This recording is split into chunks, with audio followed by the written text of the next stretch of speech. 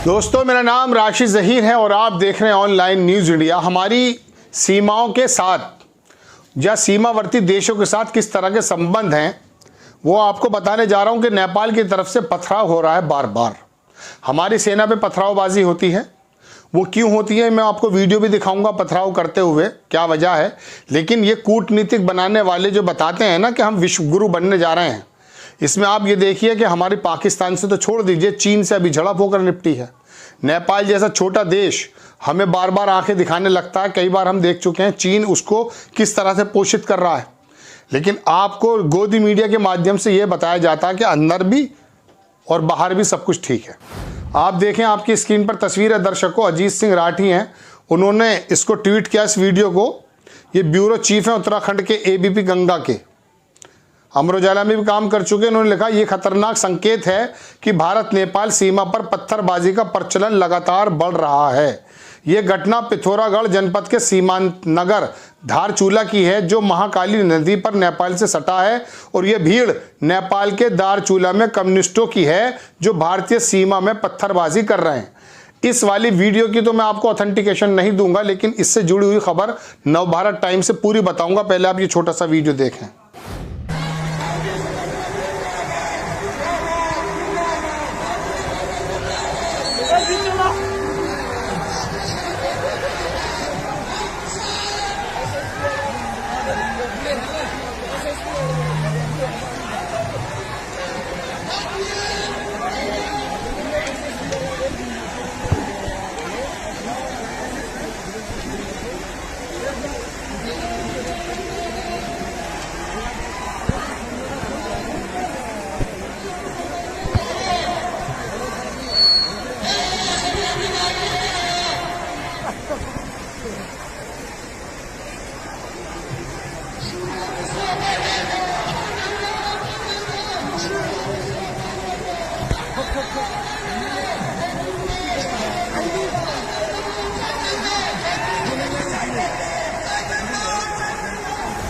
Video आपने देख लिया दर्शकों।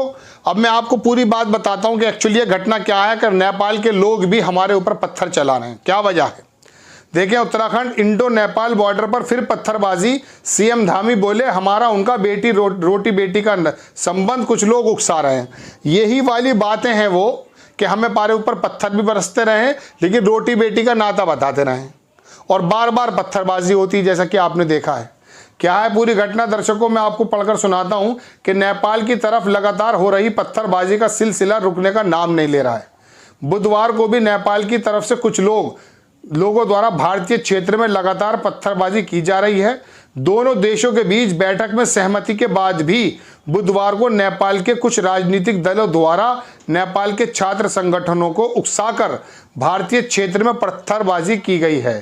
नेपाल विप्लव कम्युनिस्ट माओवादी पार्टी के छात्र नेताओं ने नेपाल में जुलूस निकाला। साथ ही नेपाल के धारचूला जिले में भारतीय क्षेत्र में कार्य कर रही कंपनी के ऊपर पत्थरबाजी शुरू कर दी। नेपाल के द्वारा सहमति के बावजूद नेपाल अपनी हरकतों से बाज नहीं आ रहा है। लगातार नेपाल की तरफ से भारतीय अंतर्राष्ट्रीय सीमा पर पत्थरबाजी कर दोनों देशों के बीच विवाद पैदा किया जा रहा है, जिस पर सीमावर्ती स्थानीय लोग भी आक्रोश व्यक्त कर रहे हैं। लोगों का कहना है कि नेपाल के द्वारा रोटी बेटी के रिश्ते को खराब किया जा रहा है। अगर नेपाल अपनी हरकतों से बाज नहीं आता तो मजबूरन भारतीय लोगों द्वारा भी कड़ा रुख अपनाकर अंतर्राष्ट्रीय झूला पुल को बंद कर दिया जाएगा।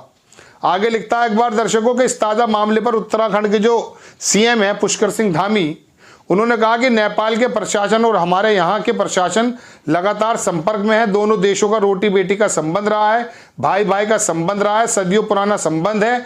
मैं समझता हूँ कुछ लोग उकसाने का काम कर रहे होंगे, लेकिन प्रशासन के स्तर पर कहीं भी कोई विरोधाभास नहीं है।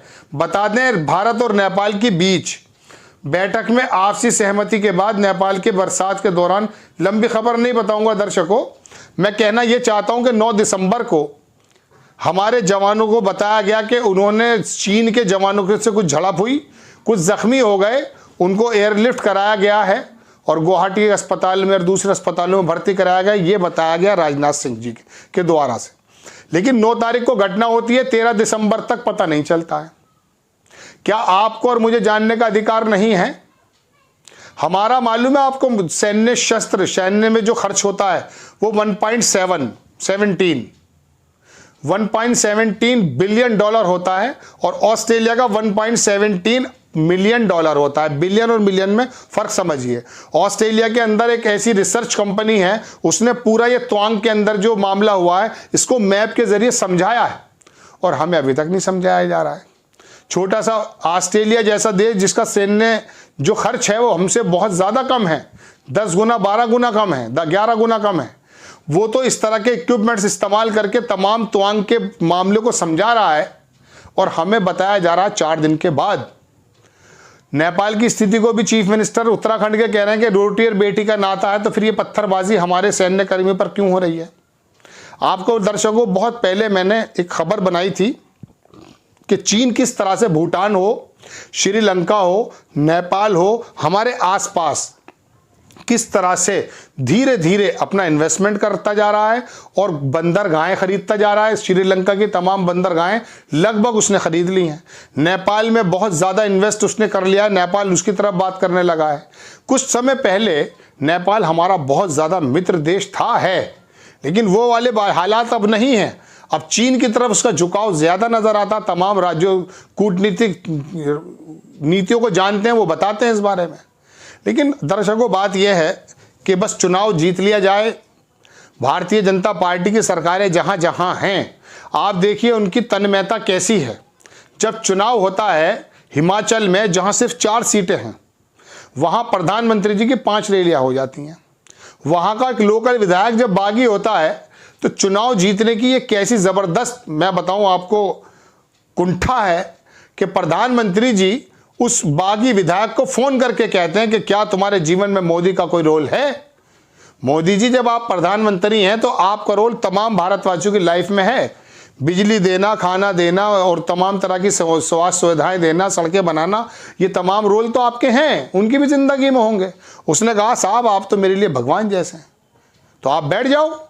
ये मैं अपनी तरफ से बता रहा हूँ, लेकिन वो बैठा नहीं, खड़ा रहा।